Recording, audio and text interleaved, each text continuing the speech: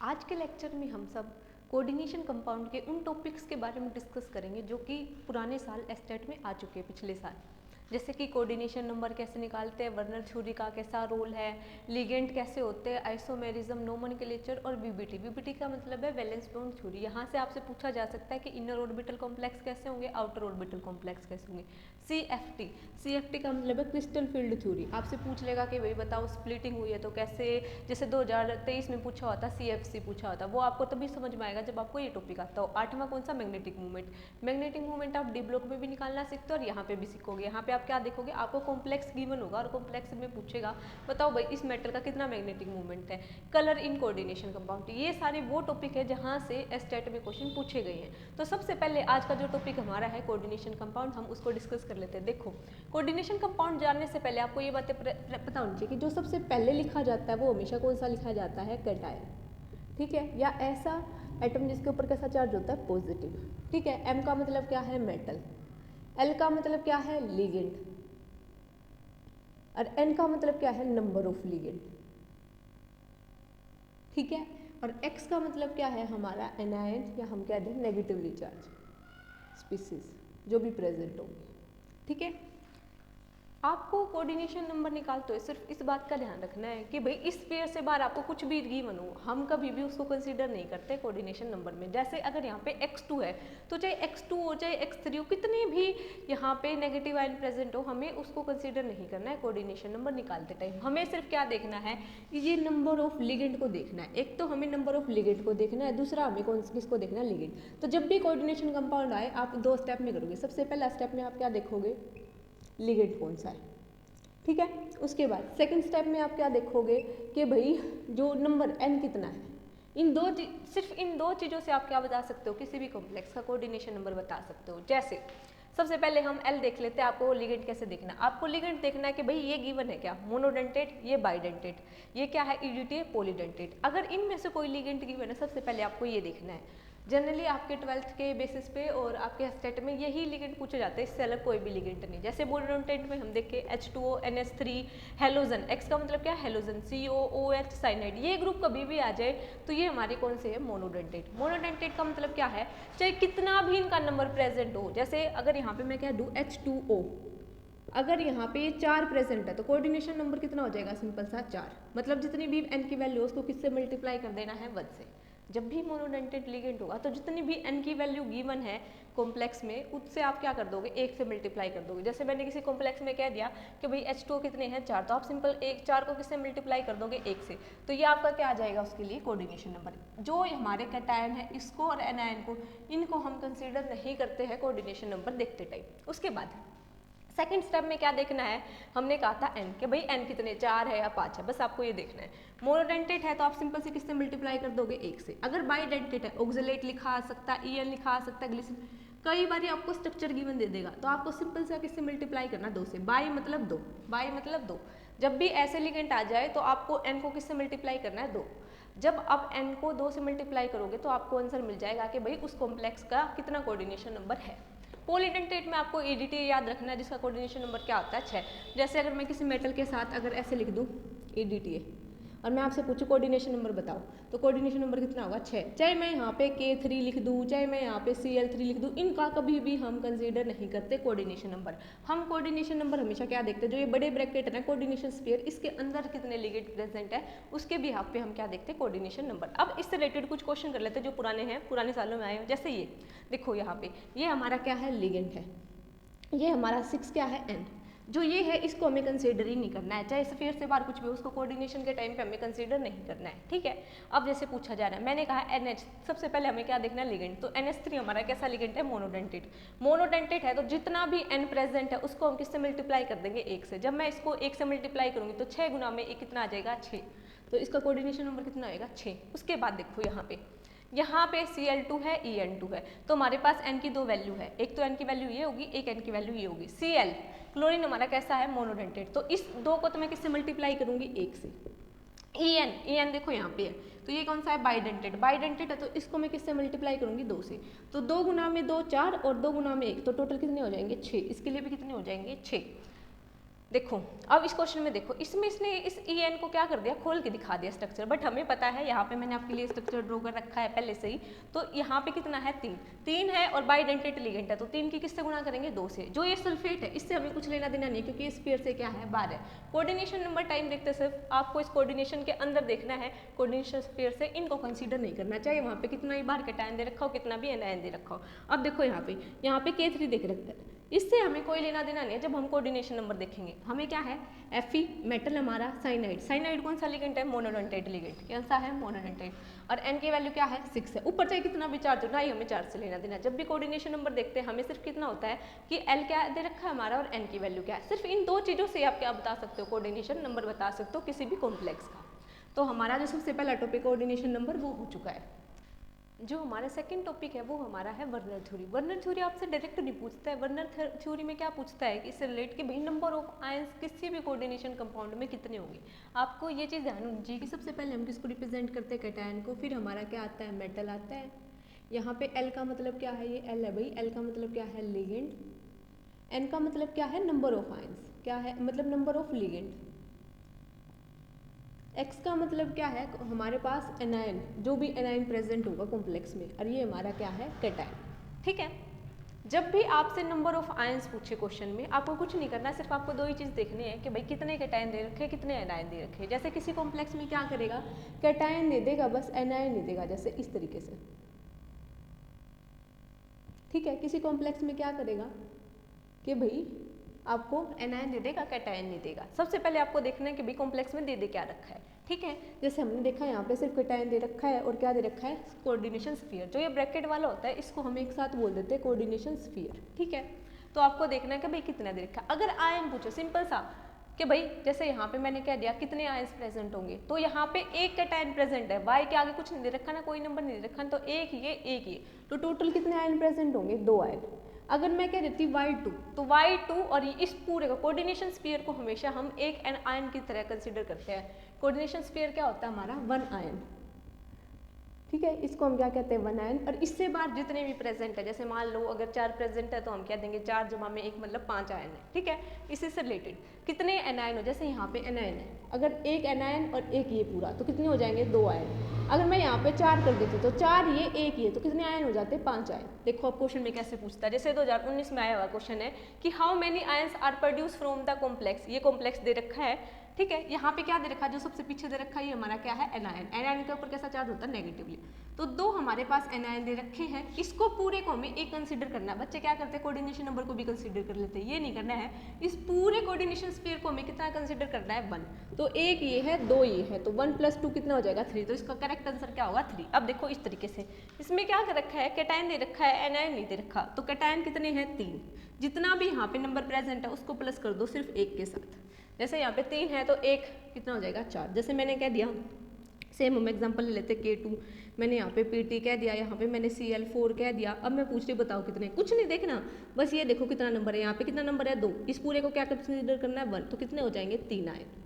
Ion में सिर्फ हमें यही चीज़ें देखनी है, इससे अलावा कुछ नहीं। हाँ, वर्नर थ्योरी से क्या पूछ सकता है कि भाई वर्नर थ्योरी ने क्या बताया था, सिंपल सी यही बात कही थी कि भाई 2 टाइप की वैलेंसी होती है, एक प्राइमरी वैलेंसी, एक सेकेंडरी वैलेंसी। सेकेंडरी वैलेंसी को हम कोऑर्डिनेशन नंबर बोलते हैं और प्राइमरी वैलेंसी को हम किससे रिलेट करते हैं, ऑक्सीडेशन स्टेट से। एक बात इसने ये कही थी कि जितने नंबर ऑफ आयंस होंगे वो डायरेक्टली प्रोपोर्शनल होंगे कंडक्टेंस से। जिसमें नंबर ऑफ आयंस ज़्यादा उसका कंडक्टेंस भी क्या होगा, ज़्यादा। ये 2 बातें वर्नर थ्योरी की हैं जो आपको पता होनी चाहिए। बाकी क्वेश्चन सिर्फ आपसे नंबर ऑफ आयंस से पूछता है। जो नेक्स्ट टॉपिक होगा हमारा वो क्या है, लिगेंड। लिगेंड वाला टॉपिक बहुत ज़्यादा इंपॉर्टेंट है। क्यों इंपॉर्टेंट है, क्योंकि जो भी टॉपिक आप पढ़ रहे हो उन सब में कहीं ना कहीं लिगेंड का रोल है। जैसे आपको जब कोऑर्डिनेशन नंबर पता करना है तब भी आपको लिगेंड का पता होना चाहिए, भाई मोनोडेंटेट है, बाइडेंटेट है, पॉलीडेंटेट। जब आप आगे जाके ये पता करोगे कि भाई VBT के हिसाब से कि इनर ऑर्बिटल कॉम्प्लेक्स बनाएगा या आउटर ऑर्बिटल, तब भी आपको लिगेंड का पता होना चाहिए कि भाई स्ट्रॉन्ग फील्ड लिगेंड है या वीक फील्ड लिगेंड है। ठीक है, तो लिगेंड हमारे लिए इंपॉर्टेंट रोल प्ले करते हैं। ये हमें आइसोमेरिज्म का टॉपिक अंडरस्टैंड करने में भी हेल्प करेंगे, VBT को भी और CFT को भी, और मैग्नेटिक मोमेंट। मतलब जो आगे वाले टॉपिक है वो आपको तब अच्छे से समझ में आएगा जब आपको लिगेंड का पता हुआ। ठीक है, तो लिगेंड क्या होते हैं ये तो हमें पता ही है कि लिगेंड क्या होते हैं, वो मतलब एटम जो कि क्या करते हैं, मेटल को डोनेट करते हैं अपने इलेक्ट्रॉन, उनको हम क्या कहते हैं, लिगेंड। ठीक है, लिगेंड हमने डेंटिस्ट्री के हिसाब से देख लिया। डेंटिस्ट्री का मतलब होता है कि atom attach to the metal, atom attach to the metal. ठीक है। कोऑर्डिनेशन नंबर जानने के लिए ये हेल्पफुल होते हैं। जैसे हमने देखा सबसे पहला जो टॉपिक था हमारा कोऑर्डिनेशन नंबर, उसमें हमने यही देखा कि भाई कोऑर्डिनेशन नंबर जानने के लिए होते हैं मोनोडेंटेट, बाइडेंटेट, पॉलीडेंटेट। ये आपको पता ही है, जो हम पहले सबसे पहले उन्हीं के बारे में हमने डिस्कस की थी कि भाई मोनोडेंटेट लिगेंड क्या होते हैं, बाइडेंटेट क्या होते हैं, पॉलीडेंटेट। ये हम किसके लिए हेल्पफुल होते हैं, हमें कोऑर्डिनेशन नंबर जानने के लिए। अब लिगेंड को हम चार्ज के बेसिस पे भी क्लासीफाई कर सकते हैं, भाई न्यूट्रल है या नेगेटिवली या पॉजिटिवली चार्ज। जनरली आपके पेपर में ये दो पूछे जाते हैं, न्यूट्रल और नेगेटिवली। ठीक है, ये हमारे लिए किसमें हेल्पफुल होते हैं, ऑक्सीडेशन स्टेट बताने में। किसमें हेल्पफुल होते हैं, ऑक्सीडेशन स्टेट बताने में। जब भी हमें किसी मेटल की ऑक्सीडेशन स्टेट बतानी होगी किसी कॉम्प्लेक्स में, तो हमें पता होना चाहिए कि भाई जो हमारे साथ लिगेंड अटैच है वो क्या है, नेगेटिवली चार्ज है या न्यूट्रल है। न्यूट्रल में आपका एग्जांपल है H2NH3CO EN हमने देखा था क्या था, एक बाइडेंटेट लिगेंड। क्या था, एक बाइडेंटेट लिगेंड। ठीक है। नेगेटिवली चार्ज में हमें देखना है हैलोजन होंगे, OH नेगेटिव होगा, साइनाइड। ये सब कैसे होते हैं, नेगेटिव। और इन सब के ऊपर कितना चार्ज प्रेजेंट होता है, -1। इस चीज का भी ध्यान रखना भाई। और ये सारे ग्रुप कैसे होते हैं, इनके ऊपर कैसा चार्ज होता है, 0, न्यूट्रल मतलब की। अब आता है हमारा दूसरा टॉपिक, एमिडेंट लिगेंड। एमिडेंट लिगेंड वो लिगेंड होते हैं, सबसे पहली बात तो ये कभी अकेला नहीं दिखेगा। ठीक है, जैसे मैं कह दूं फ्लोरीन, तो फ्लोरीन एमिडेंट लिगेंड नहीं है, क्योंकि ये अकेला प्रेजेंट है। F चाहे मैं F2 भी कर दूं, F3 भी कर दूं, कभी नहीं है। मतलब सबसे पहली कंडीशन क्या है एमिडेंट लिगेंड के लिए, कि क्या होनी चाहिए, दो डिफरेंट एटम होने चाहिए। देखो जैसे मैंने L और L डिनोट से कर दिया है कि भाई एक ऐसा लिगेंड जिसके पास क्या है, दो डिफरेंट डोनर साइट है। ठीक है, तो डिफरेंट डोनर एटम प्रेजेंट होने चाहिए। जिसके एग्जांपल आप अगर एग्जांपल भी याद कर ले तो भी आपके क्वेश्चन आराम से हो जाएंगे। जैसे साइनाइड, देखो यहाँ से कार्बन के साथ बॉन्ड बनाया और ये ऐसे बॉन्ड भी बना सकता है, ये भी हमारा ऐसे बॉन्ड बना सकता है, ये भी हमारा ऐसे बॉन्ड बना सकता है। तो ऐसे लिगेंड को हम क्या कहते हैं, एमिडेंट लिगेंड। यहाँ से एक बात और याद रखना है कि एमिडेंट लिगेंड कौन सा आइसोमेरिज्म शो करता है, लिंकेज आइसोमेरिज्म। जो आगे भी हम पढ़ेंगे, बट आपको पता होना चाहिए कि एमिडेंट लिगेंड कौन सा आइसोमेरिज्म शो करता है, लिंकेज। ये यहाँ से क्वेश्चन सबसे ज़्यादा पूछे जाते हैं कि भैया आपको कॉम्प्लेक्स देगा और उसमें पूछेगा बताओ भाई लिंकेज आइसोमर। सिर्फ आपको ये 3 ग्रुप पहचानने हैं। अगर ये 3 ग्रुप प्रेजेंट है तो इसका मतलब वो कौन सा है, लिंकेज आइसोमेरिज्म शो करेगा। जो एमिडेंट लिगेंड होते हैं वही क्या शो करते हैं, लिंकेज आइसोमेरिज्म। जो हमारा अगला टॉपिक है वो हमारा कौन सा है, आइसोमेरिज्म। ठीक है, सबसे पहले आपको आइसोमेरिज्म पता होना चाहिए। आइसोमेरिज्म का मतलब क्या है, वो कंपाउंड जिनका मॉलिक्यूलर फॉर्मूला तो क्या हो, सेम हो। ठीक है, बट उनके स्ट्रक्चर, उनकी प्रॉपर्टीज क्या हो, डिफरेंट हो। ऐसे कंपाउंड को हम क्या कहते हैं, आइसोमर। और इस प्रोसेस को क्या नाम देते हैं, आइसोमेरिज्म। आइसोमेरिज्म से डायरेक्ट क्वेश्चन पूछा जाता है, तो ये भी एक इंपॉर्टेंट टॉपिक है। आपको क्या करेगा, इसमें आपको कंपाउंड दे देगा, आपसे पूछेगा बताओ भाई इसमें कौन सा आइसोमेरिज्म है। या कई बार क्या करेगा, आइसोमेरिज्म का नाम दे देगा और फिर पूछेगा बताओ भाई ये आइसोमेरिज्म मुझे इनमें से कौन से एग्जाम्पल में देखने को मिलेगा। तो आपको ये बातें पता होनी चाहिए। सबसे पहले आइसोमेरिज्म हमने बता दिया, उसके बाद आता है स्ट्रक्चर और स्टीरो। स्ट्रक्चरल का मतलब क्या, नाम से पता चल रहा है भाई स्ट्रक्चर। मतलब इसमें क्या है, जो एटम से एटम की कनेक्टिविटी है वो क्या होती रहेगी, डिफरेंट होती रहेगी। जैसे ये मेटल है, इसके साथ यहाँ पे कोई एक्स लिगेंड जुड़ा हुआ है। ठीक है, अब क्या होगा, यहाँ पे कोई वाई चीजें प्रेजेंट है। अब क्या होगा, इस मेटल के साथ ये वाई जुड़ जाएगा और एक्स यहाँ चला जाएगा। ठीक है, तो अब पहले मेटल के साथ किसकी बॉन्ड थी, एक्स की थी, अब किसके साथ है, वाई की है। तो इस तरीके की चीजें देखने को मिलेंगी हमें स्ट्रक्चर में। जबकि स्टीरियो में क्या होती है, atom to atom connectivity same रहती है। जैसे यहाँ ये एक्स है, ये वाई है, तो यहाँ पे मेटल एक्स के साथ जुड़ा है। जैसे ये ऊपर की जगह, अब मैं यहाँ पे क्या कर दूँ, यहाँ पे मैं वाई को कर दूँ और यहाँ पे मैं किसको कर दूँ, एक्स को। इनके मैंने जगह चेंज कर दिया, पोजीशन चेंज करती है, पर एटम कनेक्टिविटी क्या है, सेम है। कि भाई पहले भी वाई मेटल से जुड़ा हुआ था, अब भी वाई मेटल से जुड़ा हुआ है। ऐसा तो नहीं है ना कि भाई मैंने वाई को एक्स के साथ जोड़ दिया और नहीं। ऐसे उनको हम क्या कहते हैं, स्टीरियोआइसोमेरिज्म। यहाँ से क्वेश्चन आता है, सबसे ज़्यादा इंपॉर्टेंट ये है।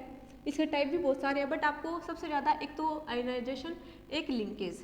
आपको ये 2 चीज़ें ध्यान में रखनी, क्योंकि अभी तक जो भी क्वेश्चन आए हैं सिर्फ इन 2 से ही आए हैं। सबसे पहले हम बात करते हैं आयनाइजेशन। आयनाइजेशन जो हमने सबसे पहले डिस्कस किया था वर्नर थ्योरी में भी, नंबर ऑफ आयन। सिर्फ आपको यही देखना है कि भाई ऐसा कॉम्प्लेक्स जिसका मॉलिक्यूलर फॉर्मूला तो क्या हो, सेम हो। जैसे आप गिन रहे हो कि भाई क्लोरीन है, वो 4 उसमें है, 4 उसमें है। ठीक है, टोटल बस क्या है, हर बारी आपको आयन डिफरेंट देखने को मिलेगा। जैसे ये कॉम्प्लेक्स है आयनाइजेशन, देखो हमने देखा यहाँ से टूटेगा तो कौन सा आयन आएगा, सल्फेट आयन, लेकिन यहाँ से तोड़ूंगी तो कौन सा आएगा, ब्रोमीन आयन।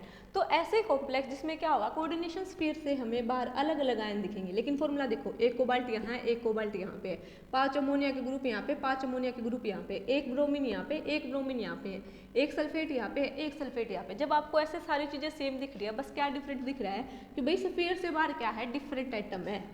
कि भाई पहले यहाँ पे स्फीयर से बाहर क्या था, ब्रोमीन था, अब क्या है, सल्फेट है। तो ऐसे उनको हम क्या कहते हैं, आयनाइजेशन आइसोमेरिज्म। क्या कहते हैं, आयनाइजेशन आइसोमेरिज्म। ठीक है, उसके बाद करते हैं हाइड्रेट। हाइड्रेट नाम से पता चल रहा है वाटर। जब भी वाटर के मॉलिक्यूल, जैसे कुछ वाटर के मॉलिक्यूल आपको कॉम्प्लेक्स के कोऑर्डिनेशन स्फीयर के अंदर देखने को मिले, कुछ बार देखने को मिले, तो वो हमारा किसका एग्जाम्पल होगा, हाइड्रेट का। जैसे मैंने यहाँ पे लिख रखा है क्रोमियम H2O6, और बाहर स्फीयर से बाहर क्या है, क्लोरीन के 3 आयन। लेकिन अब की बार मैंने क्या किया, इस 6 आयन की जगह मुझे कितने कर दिए, मैंने 5, और ये जो क्लोरीन 3 बाहर थे उनमें से मैंने एक क्लोरीन को अंदर स्फीयर के अंदर लिख दिया। तो यहाँ पे क्या बचा, H2O, और यहाँ पे एक क्लोरीन के 2 मॉलिक्यूल। ठीक है, तो ऐसे उनको हम क्या कहते हैं, हाइड्रेट। अब आता है लिंकेज। मैंने आपको बताया इससे पहले कि भाई एमिडेंट लिंकेज क्या करते हैं, एमिडेंट लिगेंड क्या शो करते हैं, लिंकेज आइसोमेरिज्म।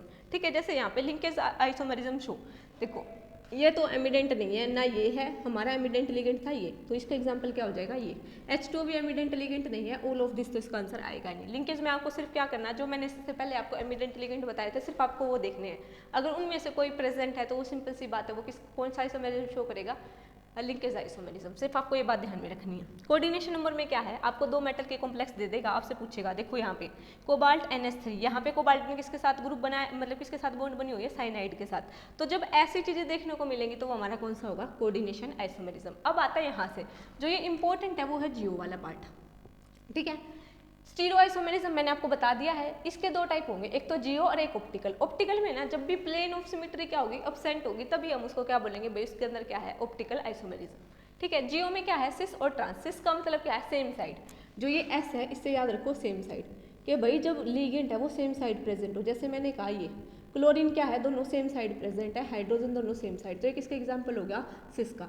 लेकिन मैं कह दूँ यहाँ पे क्लोरीन कर दूँ मैं, यहाँ पे क्लोरीन, यहाँ पे हाइड्रोजन, अब ये एक दूसरे के अपोजिट है, तो कौन सा होगा, ट्रांस। बस इसको याद रखो, सिस। सिस में क्या आने लग रहा है, S मतलब सेम साइड, उससे ही आपका क्वेश्चन हो जाएगा। ठीक है, ये हमारा टॉपिक था क्या, आइसोमेरिज्म। नेक्स्ट टॉपिक हमारा नोमेनक्लेचर। अगर आपको नोमेनक्लेचर बहुत डिटेल में करना है, अच्छे से करना है, तो इस वीडियो के लिंक, इस वीडियो के डिस्क्रिप्शन में आपको एक लिंक मिल जाएगा, आप वहाँ से कर सकते हो। मैं बस आपको वो मेथड बताऊंगी जिससे आप ऑप्शन एलिमिनेट कर सकते हो पेपर में। ठीक है, देखो सबसे पहले आईयूपैक नोमेनक्लेचर जानने के लिए ना आपको ये चीज़ें पता होनी चाहिए कि भाई सबसे पहले क्या होता है, हमेशा कैटायन। कैटायन के ऊपर कैसा चार्ज होता है, पॉजिटिव चार्ज। कैसा चार्ज होता है, पॉजिटिव। और लास्ट में यहाँ पे क्या प्रेजेंट होता है, एनायन। एनायन के ऊपर कैसा चार्ज होता है, नेगेटिव। ठीक है, ये बातें आपको पता होंगी।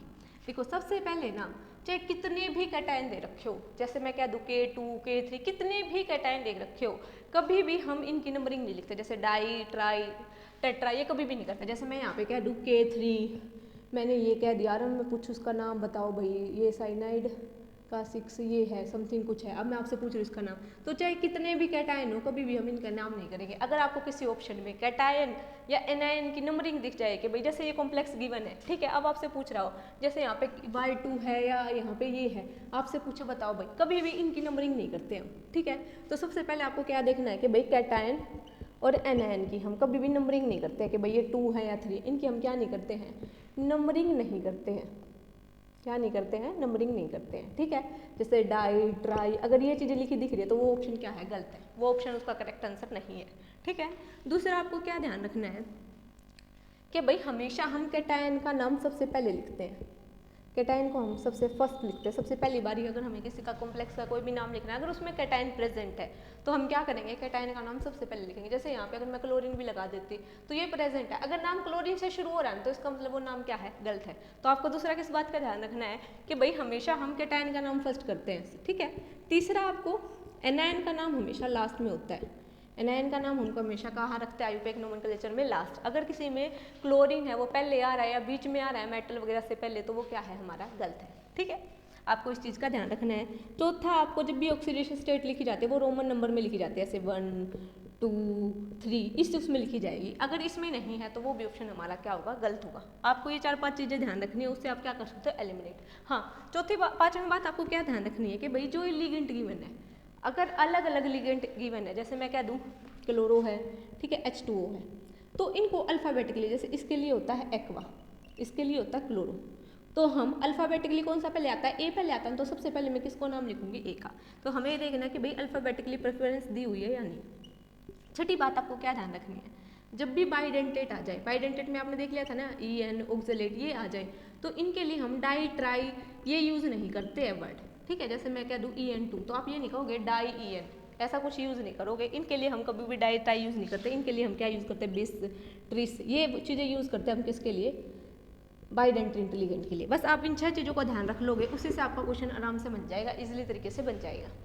हाँ, एक चीज़ ये कि भाई जब नेगेटिवली होता है, अगर हाँ जब ये कोऑर्डिनेशन स्फीयर है, अब देखो जब ये यहाँ से कैटायन जाएगा, अगर खुद कोई कैटायन गया है तो अपने ऊपर कैसा चार्ज लेकर जाएगा, पॉजिटिव, तो इस स्फीयर के ऊपर कैसा चार्ज छोड़ के जाएगा, नेगेटिव। जब नेगेटिव आयन जाएगा तो कैसा चार्ज छोड़ के जाएगा, कॉम्प्लेक्स के ऊपर, इस कोऑर्डिनेशन स्फीयर के ऊपर पॉजिटिव। बस एक आपको इस चीज़ का ध्यान रखना है। जो नेक्स्ट हमारा टॉपिक है वो क्या है, वीबीटी। वीबीटी का मतलब क्या है, वैलेंस बॉन्ड थ्योरी। इसमें हमें क्या है, इनर ऑर्बिटल कॉम्प्लेक्स पूछ सकता है या क्या पूछ सकता है, आउटर ऑर्बिटल कॉम्प्लेक्स। और इसके साथ आपसे क्या पूछ सकता है कि बताओ भाई इसकी हाइब्रिडाइजेशन क्या होगी। जब भी इनर ऑर्बिटल कॉम्प्लेक्स होगी तो हमारी हाइब्रिडाइजेशन क्या होगी, D2sp3। जब भी आउटर होंगे तो क्या होगी, sp3d2। ठीक है। वीबीटी में क्या था, सिंपल सा इसने कहा था कि जब भी ऑर्बिटल कॉम्प्लेक्स बनेगा तो इनर बन सकता है या आउटर। वो हमारा किसके ऊपर डिपेंड करता है, लिगेंड, कि भाई हमारा लिगेंड कैसा है, स्ट्रॉन्ग फील्ड लिगेंड आया है, वीक फील्ड। देखो मैंने यहाँ पे पहले आपके लिए लिख दिया है, साइनाइड, CO, NO2, EN, ये कभी भी दिख जाइए हमारे क्या है, स्ट्रॉन्ग फील्ड। एक्स का मतलब है हेलोजन। आपकी हेलोजन किस में आती है, वीक फील्ड लिगेंड में। H2 भी वीक फील्ड लिगेंड है, बट कोबाल्ट 3 में ये किसका काम कर देता है, स्ट्रॉन्ग फील्ड लिगेंड का। तो ये एक एक्सेप्शन आप ध्यान रखेंगे।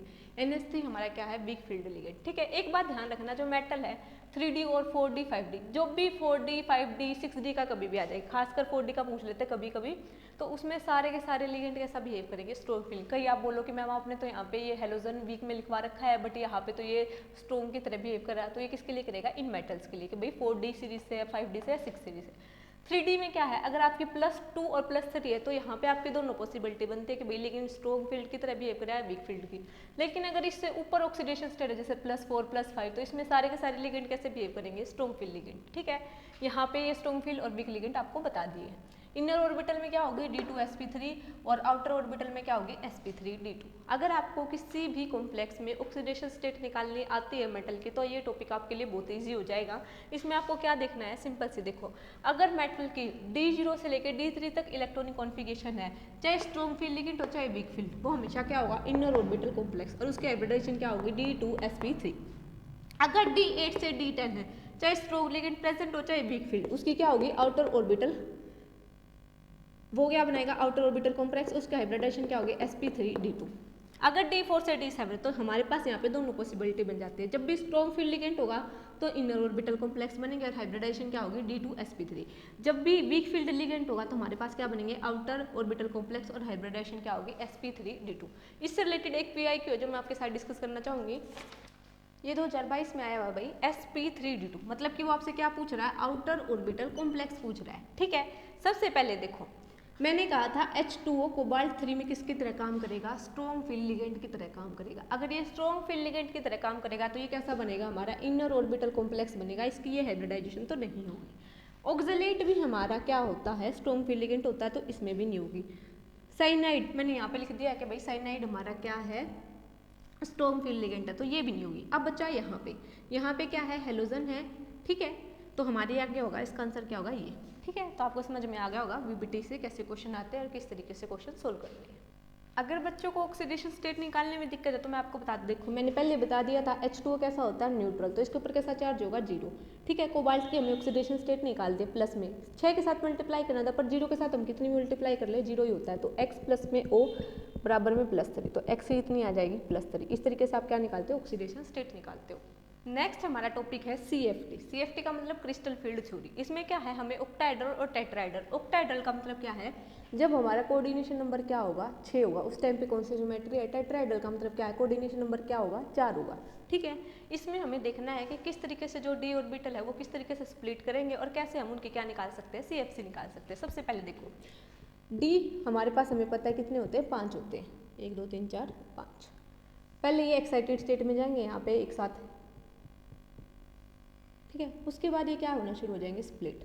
जब भी कोऑर्डिनेशन नंबर क्या होगा, 6 होगा, कोऑर्डिनेशन नंबर क्या होगा, 6 होगा ऑक्टाहेड्रल में, तो ये ऐसे टूटेंगे, ऊपर वाले को EG, नीचे वाले को T2G। ये ध्यान रखना बस। अगर आपको ये बात ध्यान में रह गई है तो आप सारे क्वेश्चन बहुत आसानी से कर सकते हो। जब हम बात करेंगे कोऑर्डिनेशन नंबर 4 यानी कि टेट्राहेड्रल ज्योमेट्री में, तब क्या हो जाता है, स्प्लिटिंग उल्टी हो जाती है। 3 चले जाते हैं ऊपर, 2 आ जाते हैं नीचे। यहाँ पे हम T2 वर्ड यूज करते हैं, यहाँ पे E। ठीक है। इस तरीके से क्या करते हैं, स्प्लिट करते हैं। सिर्फ आपको ये दो बात याद होनी चाहिए कि भाई जब भी ऑक्टाहेड्रल स्प्लिटिंग होगी तो इस तरीके से होगी। जैसे मैं बात करूँ D6 इलेक्ट्रॉन कॉन्फ़िगरेशन, अगर इस तरीके से है तो इसमें दो पॉसिबिलिटी बनेंगी, स्ट्रॉन्ग फील्ड लिगेंड और वीक फील्ड लिगेंड। अगर स्ट्रॉन्ग फील्ड लिगेंड है तो वो यहाँ पे इनकी क्या करवा देगा, पेयरिंग करवा देगा, तो हमारे पास कितने अनपेयर्ड इलेक्ट्रॉन होंगे, 0। लेकिन अगर वीक फील्ड है तो वो इनकी पेयरिंग नहीं करवा पाएगा, वो क्या करेगा, इसको ऊपर भेज देगा, तो हमारे पास कितने अनपेयर्ड इलेक्ट्रॉन आ गए, 4। ठीक है, अब यहाँ पे देखो मैं कह दूँ D4 में अगर स्ट्रॉन्ग है तो क्या करवा देगा, पेयरिंग करवा देगा, ऐसे 1 2 3 4। वीक है तो पेयरिंग नहीं करवा पाएगा, ये क्या हो जाएंगे, ऊपर चले जाएंगे, तो कितने अनपेयर्ड इलेक्ट्रॉन आ गए, 4। ठीक है, इस चीज़ का हमें क्या रखना है, ध्यान रखना है, स्प्लिटिंग क्या है क्या नहीं है। अगर आपको CFC भी देखनी है तो मैं आपको दोबारा से वही बोलूँगी कि हमारे डिस्क्रिप्शन में क्या है, वीडियो का लिंक मिल जाएगा, आप वहाँ से अच्छे से CFC का कैलकुलेशन देख सकते हैं। बाकी 2023 में ही CFC का क्वेश्चन आया था, उससे पहले कभी आया नहीं हुआ, मैं आपको बता देती हूँ। CFC में कुछ नहीं, बस हम ऊपर वाले के लिए देखते कि भाई कितनी वैल्यू, नीचे वाले के लिए देखते कितने अनपेयर्ड, कितने इलेक्ट्रॉन प्रेजेंट इन ऑर्बिटल पे, फिर मल्टीप्लाई कर देते हैं। अब बात करते हैं हम मैग्नेटिक मूवमेंट का। मैग्नेटिक मूवमेंट आपने डी ब्लॉक में भी बहुत अच्छे से पढ़ा होगा। एन का मतलब क्या होता है, नंबर ऑफ अनपेयर्ड इलेक्ट्रॉन। यहाँ पे आपको क्या होगा, कॉम्प्लेक्स गिवन होगा। जैसे यहाँ पे मैंने कॉम्प्लेक्स दे दिया FeCN6 3 नेगेटिव, ये कॉम्प्लेक्स गिवन है। और मैं पूछ रही हूँ आयरन का मैग्नेटिक मूवमेंट क्या होगा। ठीक है, वहाँ पे आपको डायरेक्ट पूछते थे। सबसे पहले आपको यहाँ पे क्या निकालनी है, इसकी ऑक्सीडेशन स्टेट। ऑक्सीडेशन स्टेट मैंने निकालने सिखा दिया है कि भाई जो ये हमारा ये नेगेटिवली चार्ज है, -1 नेगेटिव होता कितने हैं, 6 ग्रुप प्रेजेंट है, तो इसकी निकालनी है, उसके लिए x प्लस -1 मल्टीप्लाई बाई 6 और जो भी कॉम्प्लेक्स के ऊपर चार्ज प्रेजेंट है। जब इसको सोल्व करेंगे तो ये हमारा कुछ इस तरीके का आएगा। जब उधर इसको जाएगा तो ये -3 प्लस में 6 और यहाँ से हमारे पास कितनी आ जाएगी, +3 के आ जाएगी इसकी ऑक्सीडेशन स्टेट। अगर मैं नॉर्मली आयरन की बात करूँ, इलेक्ट्रॉन कॉन्फ़िगरेशन की क्या होती है, D6 4s2। अब +3 का है तो 2 तो S से जाएंगे सबसे पहले,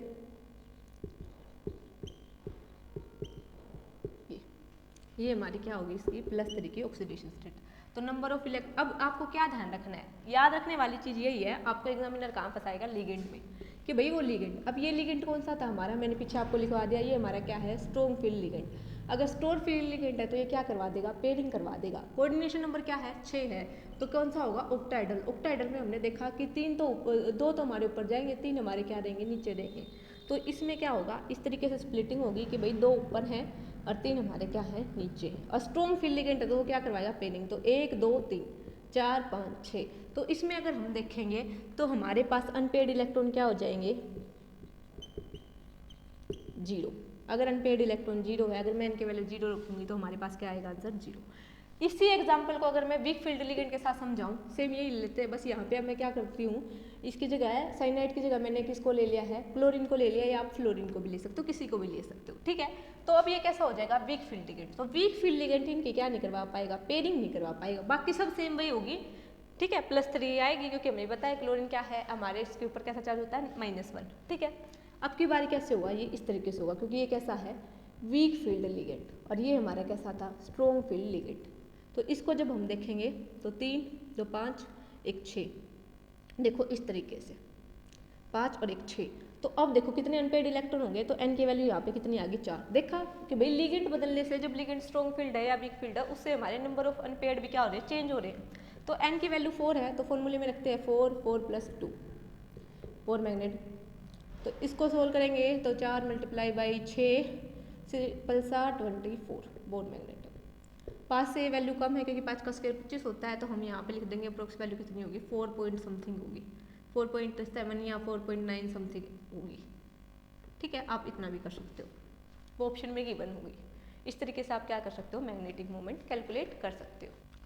जो हमारा लास्ट टॉपिक है वो कौन सा है, कलर इन कोऑर्डिनेशन कंपाउंड। यहाँ से सिर्फ एक बार 2017 में क्वेश्चन आया है, उससे पहले आया भी नहीं। अगर आपको ये टॉपिक स्पिक करना है तो आप स्किप भी कर सकते हो, पर मैं आपको बता देती हूँ। देखो, जो हमारी स्प्लिटिंग एनर्जी होती है ये हम कहाँ से निकालते हैं, CFT से निकालते हैं। ठीक है, कि भाई कितनी ज़्यादा उनके बीच में गैप है। जैसे ये हमने स्प्लिट किए थे ना ऑर्बिटल को कि भाई ये है, इनके बीच में कितना गैप है, ये वाला गैप, इसको हम ऐसे स्प्लिटिंग फैक्टर से जानते हैं। ठीक है, ये किससे होता है, इन्वर्सली प्रोपोर्शनल होता है वेवलेंथ से। ठीक है, इसके लिए सिंपल सी ट्रिक याद रखना कि जो डेल्टा ई है ना वो ज़्यादा किसके लिए होगा, स्ट्रॉन्ग फील्ड लिगेंड के लिए, और कम किसके लिए होगा, वीक फील्ड। अगर वीक फील्ड लिगेंड है तो डेल्टा ई की वैल्यू क्या होगी, कम होगी। ठीक है, स्ट्रॉन्ग फील्ड लिगेंड और वीक फील्ड लिगेंड के एग्जाम्पल मैंने आपको लिखवाई दिए हैं, उससे आपको क्वेश्चन आराम से बन जाएगा अगर पेपर में आ भी गया तो। हमें पता है बीबीक्योर, यहाँ जब हम रेड की तरफ जाते हैं तो क्या बढ़ती है, वेवलेंथ। अब वेवलेंथ इंक्रीज होती है तो देखो अगर वेवलेंथ इंक्रीज होगी तो इस तरफ हमारा जो भी रेड कलर की चीज़ें हमें दिखेंगी उसकी स्प्लिटिंग एनर्जी क्या होगी, कम होगी, क्योंकि एक दूसरे के क्या है, इन्वर्सली प्रोपोर्शनल। ठीक है, ये कॉम्प्लीमेंट्री कलर शो करते हैं। जैसे मान लो किसी ने वायलेट कलर ऑब्जर्व किया तो वो हमें कैसा दिखेगा, येलो कलर का। अगर किसी ने ये एनर्जी क्या की है, ऑब्जर्व की है, तो वो हमें ऐसा दिखेगा। ठीक है, यहाँ देख लेते हैं, देखो एक क्वेश्चन यहाँ पे क्या है, एक तरफ तो वीक फील्ड लिगेंड है, एक तरफ क्या है, स्ट्रॉन्ग फील्ड लिगेंड है। ये कह रहा है कि हमें रेड कलर दिखा है, तो रेड कलर दिखा यानी कि जिसकी क्या होगी, वेवलेंथ ज़्यादा होगी। अगर रेड कलर में क्या है, हमारी क्या होनी चाहिए, वेवलेंथ ज़्यादा होनी चाहिए। वेवलेंथ ज़्यादा कब होगी, जब हमारी वेवलेंथ कब इंक्रीज होगी, जब हमारी डेल्टा भी हो, ये क्या होगी, कम होगी। तो ये हमारी किसके लिए होगी, कम, वीक फील्ड लिगेंड के लिए। किसके लिए होगी, वीक फील्ड लिगेंड के लिए। तो इसका आंसर क्या आ जाएगा, ए। तो ये हमें रेड कलर इन दोनों में से कौन सा शो करेगा, ए शो करेगा। आपको सिंपल सी बस कुछ बातें ध्यान रखनी है। एक तो सबसे पहले ये कि जो स्प्लिटिंग एनर्जी है वो इन्वर्सली प्रोपोर्शनल होती है वेवलेंथ के। दूसरा ये याद रखना है कि जो ये स्प्लिटिंग फैक्टर है वो डायरेक्टली प्रोपोर्शनल होता है स्ट्रॉन्ग फील्ड लिगेंड से और इन्वर्सली प्रोपोर्शनल होता है वीक फील्ड लिगेंड से। और एक ये बीबीक्योर कि भाई इस तरफ हमारी क्या बढ़ती है, वेवलेंथ बढ़ती है। ठीक है, अगर ये क्वेश्चन में ये ना कहता और कुछ और इसकी जगह कुछ और पूछता तो हम ये देख लेते कि भाई जो साइनाइड है वो हमारा स्ट्रॉन्ग फील्ड लिगेंड है। अगर स्ट्रॉन्ग फील्ड लिगेंड है तो उसको जो ये वाली रेंज है वो इसी में कलर शो करता है। जैसे मैं कह देती हूँ ब्लू कलर, तो ब्लू का मतलब क्या है, देखो ब्लू यहाँ पे है तो इसकी वेवलेंथ क्या है, कम है। अगर इसकी वेवलेंथ क्या है, कम है, तो इसकी स्प्लिटिंग एनर्जी क्या होगी, ज़्यादा होगी। इसकी वेवलेंथ क्या हो जाएगी, कम हो जाएगी, तो स्प्लिटिंग एनर्जी क्या हो जाएगी, ज़्यादा हो जाएगी। क्यों ज़्यादा है, हमने यहाँ पे देख लिया कि भाई ये कौन सा लिगेंड है, स्ट्रॉन्ग फील्ड लिगेंड। तो यहाँ से हम क्या बता सकते हैं, किसी भी कोऑर्डिनेशन कंपाउंड का कलर बता सकते हैं। ठीक है, एक बात और ध्यान रखना, कई भाई आपसे पूछ लेता है बताओ भाई कलरलेस कौन सा होगा, कलर कौन सा होगा, तो ये आपने डी ब्लॉक में जाना होगा। जहाँ पे अनपेयर्ड इलेक्ट्रॉन प्रेजेंट होते हैं वो तुम्हारा कौन सा होता है, कलर्ड होता है। जहाँ पे 0 इलेक्ट्रॉन हो या फुल्ली फील्ड हो उनको हम क्या कहते हैं, कलरलेस। ये दो बातें भी आप ध्यान रखना। ठीक है, यहाँ हमारी क्या कंप्लीट होती है, कोऑर्डिनेशन के जितने भी क्वेश्चन आए हुए हैं वो सारे।